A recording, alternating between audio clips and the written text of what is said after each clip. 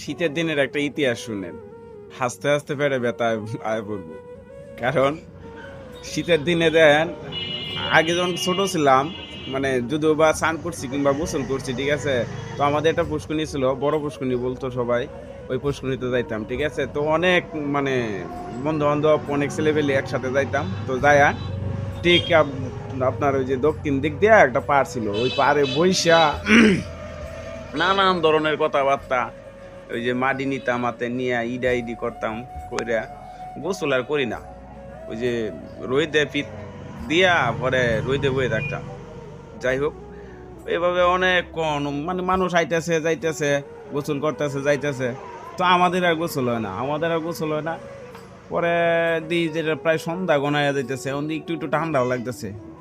তো এই মুহূর্তে কি করা যায়, এত রোদ্রের মধ্যে আসলাম গোসল করতে, দুপুর 1টা বাজে হয়তো বা 2টা বাজে গেছি গোসল করতে, তো গোসল হয়েছে না। এখন প্রায় সন্ধ্যা গণায় যাইতেছে, বইয়া কথাই কইতেছি, আড্ডাই মারতেছি, হাসি উল্লাস করতেছি, ওহন শরীর দিয়ে ঠান্ডা আইতেছে।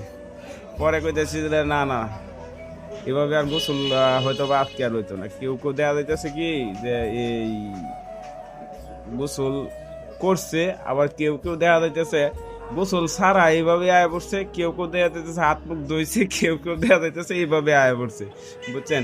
তো শীতের দিনে যারা গোসল করতে যাবেন, কোনো চিন্তা ভাবনা ছাইরে একবারে জাপ দিয়ে জলে নেমে যাবেন, তাইলে যদি আপনার গোসলটা হয়। আর নাইলে ভাই গোসল হইতো না। এই যে আমাদের মতো দেখা যাইতেছে কিছু কিছু সময়ে এরকম হইব যে হাত মুখটা ধোয়ার মতো আপনি সময় পাইতেন না, তার কারণ ঠান্ডা।